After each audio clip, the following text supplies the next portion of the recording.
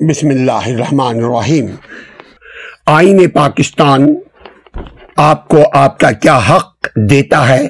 آئین پاکستان عام عوام سے کیا تقاضا کرتا ہے کہ عام عوام کو کیا معلوم ہونا چاہیے اور عام عوام کو کیا نہیں معلوم ہونا چاہیے؟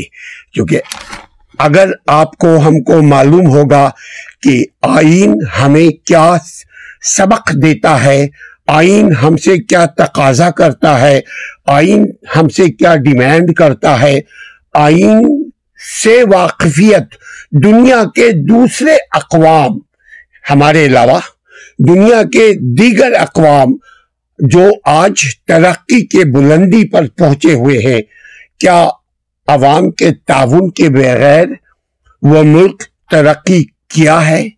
کیا عوام کی تعاون کے بغیر وہ ملک کو ترقی ملی ہے؟ کیا عوام کی جانکاری کے بغیر وہ ملک کوئی بھی ملک ترقی کر سکتا ہے؟ کیا عوام کو علم ہونا چاہیے کہ آئین نے، قانون نے اس کو کیا حق دیا ہے، جمہوریت کیا ہے، پارلیمانی نظام کیا ہے، صدارتی نظام کیا ہے، آپ کا کونسلر اس کو کیا اس ذمہ داری آئین دیتا ہے، آپ کے کونسلر، آپ کا ایم پی اے، آپ کا ایم این اے، آپ کا سینیٹر وہ آپ کا خادم ہے یا آپ اس کے خادم ہیں؟ یہ آئین ڈکلیئر کرتا ہے، بتاتا ہے کہ ذمہ داری دراصل ہوتی کیا ہے۔ اور اسی موضوع پہ ہم مسلسل بات کر رہے ہیں۔ آج ہماری گفتگو ہو رہی ہے آئین پاکستان کا آرٹیکل نمبر 118۔ یہ مالیاتی طریقہ کار کے متعلق جو صوبائی اسمبلی کی مجموعی فنڈ اور سرکاری حساب کتاب کے متعلق بات کرتا ہے۔ چونکہ آپ کو اس لیے معلوم ہونا چاہیے کہ یہ جتنے بھی صوبائی اسمبلی میں ممبر آج بیٹھے ہوئے ہیں وہ آپ کے ووٹ سے، آپ کے سپورٹ سے، آپ کے تعاون سے وہ صوبائی اسمبلی اور قومی اسمبلی اور سینٹ اور بلدیہ کے ممبرز بن کر کے کوئی منسٹر بنتا ہے، کوئی سینیٹر بنتا ہے، تو کوئی آپ کے شہر کا کونسلر بنتا ہے، تو کوئی میئر آپ کے شہر کا بنتا ہے، مگر آپ کے تعاون، آپ کے ووٹ کے بغیر کوئی کچھ نہیں بن سکتا۔ مگر جب وہ بنتا ہے تو یقیناً کچھ حلف، کچھ قسم، کچھ عہد و پیما اس کو کرنے پڑتے ہیں۔ وہ عہد و پیما کیا ہے؟ یقیناً سب سے پہلے اس کی عہد، اس کا وعدہ، اس کا قسم، اس کی حلف برداری یہ ہوتی ہے کہ ہم ملک کے بقا کے لیے، ملک کی ترقی کے لیے، ملک کی فلاح کے لیے کام کریں گے جتنی بھی ہماری طاقت ہے۔ اور اس کی طاقت کا مطلب کسی ایک شخص کی طاقت نہیں ہوتی، وہ اسلم کی طاقت نہیں ہوتی، وہ ایم پی اے، ایم این اے، سینیٹر اور منسٹر اور وزیر اعظم اور صدر اور گورنر کی جو طاقت ہے، اس طاقت کو ملک کی ترقی اور بقا اور حفاظت کے لیے وہ استعمال کرنے کا پابند ہوتا ہے۔ یہی آئین تقاضا کرتا ہے ان سے کہ جو ذمہ داری ان کو ملی ہے وہ اپنی ذمہ داری کو پوری کرے۔ مالیاتی جہاں لفظ آتا ہے، جہاں مال کا لفظ آتا ہے، اس کا مطلب یہ ہوتا ہے پیسہ۔ جہاں بل کا مطلب آتا ہے تو وہاں مطلب ہے ایکٹ، ایکٹ کا مطلب ہوتا ہے عمل، عمل کا مطلب ہوتا ہے قانون۔ تو آپ کو، ہم کو زندگی سکون سے گزارنے کے لیے ضروری ہے کہ ہمارے ملک میں موجودہ ترقی یافتہ دور کے حساب سے قانون سازی ہو، تاکہ کوئی آئین اور قانون کے حد سے باہر نہ نکلنے پائے۔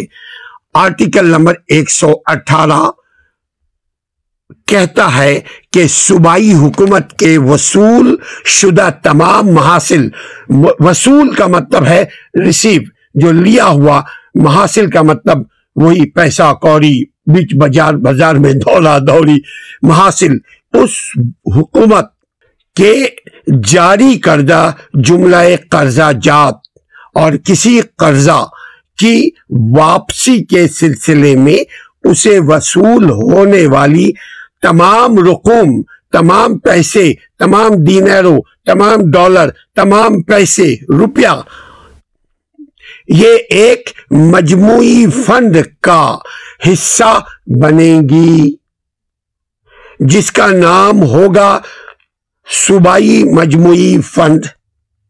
اس کا نام ہوگا صوبائی مجموعی فنڈ. یہ بات چونکہ صوبائی اسمبلی کے لیول کی میں کر رہا ہوں، اسی لیے ابھی بات صوبائی لیول پہ ہو رہی ہے. ہم صوبائی ہی ریفرنس دیں گے. دیگر تمام رقوم جو رقوم ہے، اب آرٹیکل نمبر 118 کا پیرا نمبر 2 کا الف کہتا ہے کہ صوبائی حکومت کو یا اس کی طرف سے وصول ہو جو پیسے، یا آرٹیکل 118 کا پیرا نمبر 2 کا بے آگے کہتا ہے کہ عدالت عالیہ صوبے کے اختیار کے تحت قائم شدہ کسی دوسری عدالت کو وصول ہو یا اس کے پاس جمع کرائی گئی ہوں. جہاں عدالت عالیہ کی بات ہوتی ہے وہاں high court of our province کی بات ہو رہی ہوتی ہے. چونکہ صوبے کا سب سے بڑا جو عدالت ہے وہ ہائی کورٹ ہے، اور ملک کا سب سے بڑا جو عدالت ہے وہ سپریم کورٹ ہے. آپ کے ڈسٹرکٹ کا جو سب سے بڑا عدالت ہے وہ ڈسٹرکٹ کورٹ ہے، جس کو ڈی جے بولتے ہیں، ڈسٹرکٹ اینڈ سیشن کورٹ. یعنی صوبے کے یہ جو وصول ہو پیسے، وہ عدالت کو وصول ہو یا اس کے پاس عدالت کے پاس جمع کرائی گئی ہو یہ پیسے، وہ صوبے کے سرکاری حساب میں جمع کی جائیں گی.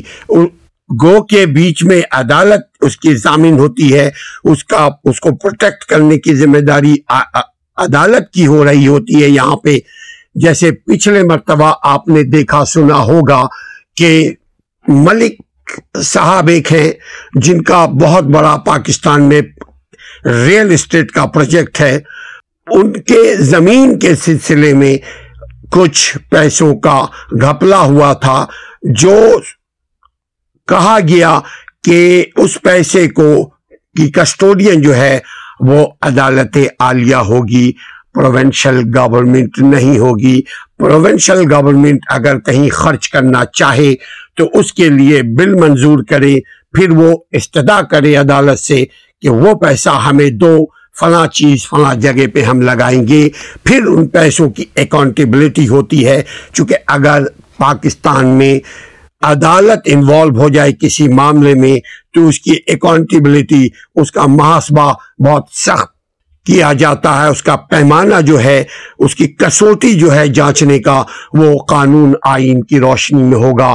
بلے سے آج ہماری عدلیہ کا جو نظام ہے وہ بہت کمزور ہے.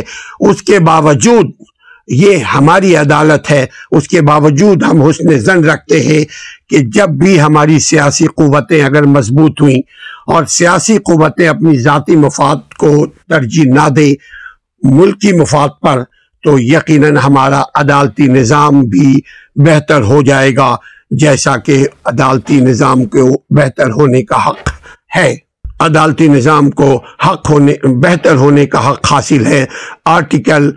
Article number what does article number 118 Constitution of Pakistan 1973 says about provincial consolidated fund and public account.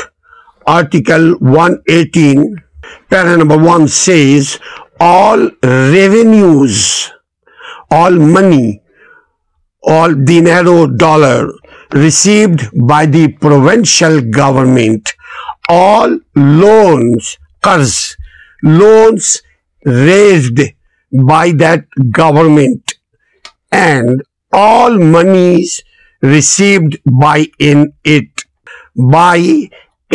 in repayment of any loan shall form part of a consolidated fund to be known as the Provincial Consolidated Fund.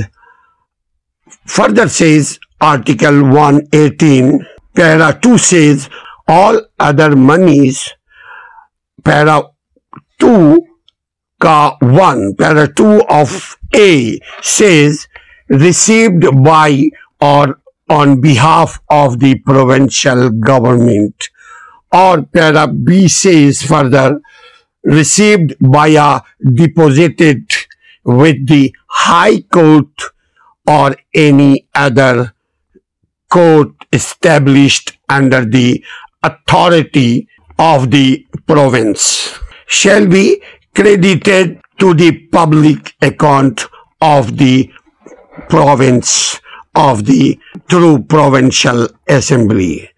सवाल यहाँ एक है कि ये चीज, ये कानून, ये आइन, ये आर्टिकल अवाम को क्यों मालूम होना चाहिए? क्योंकि अवाम का पैसा है, ये हाई कोर्ट अगर पैसों की महाफिज है, ये असेंबली अगर इजरा करती है, पैसों की हिसाब किताब करने की पाबंद है, तो वो सारे पैसे मुल्क के हैं और मुल्क में जितने पैसे आते हैं वो अवाम के थ्रू, ये अवाम के पैसे अवाम पर खर्च होना चाहिए। तो जब आपको मालूम होगा कि अवाम के हुकूक क्या हैं, अवाम को ये पैसे कैसे अवाम पर खर्च होंगे, तो आपके ये पैसे, आपके ये फंड कोई किसी दूसरी जगह इस्तेमाल नहीं करेगा, कोई सयाहत में इस्तेमाल नहीं करेगा कि जी मुल्क मुल्क घूम रहे हैं आपके पैसे से। क्योंकि आपको अगर मालूम होगा तो जैसे यूरोप के ममालिक के हुक्मरान अगर कहीं जाते हैं तो 2 आदमी या 3 उनके मेंबर, सियासी मेंबर होते हैं। ऐसा नहीं होता कि 50-50 लोग उम्रे पे जा रहे हैं सरकारी खर्चे पे, 50-50 लोग अमेरिका जा रहे हैं सरकारी दौरे पे अवाम के पैसे से। ये अवाम का पैसा है। अगर अवाम का पैसा अवाम पर खर्च हो, अगर अवाम का पैसा मुल्क की तामीर और तरक्की में खर्च हो, तो हम गुर्बत के अंधेरे से निकल सकते हैं। इसकी शुरुआत किसी एक आदमी से होती है, किसी एक आदमी को जिसको आप समझते हैं कि वो आपके मुल्क का हमदर्द है, आपके मुल्क में आइन और कानून की बालादस्ती कायम करेगा, आपके मुल्क में इंसाफ होता हुआ नजर आएगा, तो वैसे ही लोगों को वोट दीजिए जो आपके मुल्क की हिफाजत करे और आपकी हिफाजत करे। अपना और अपनी कानूनी हुकूक का ख्याल रखिए। असलम परवेज को इजाजत दीजिए। अस्सलाम वालेकुम व रहमतुल्लाह।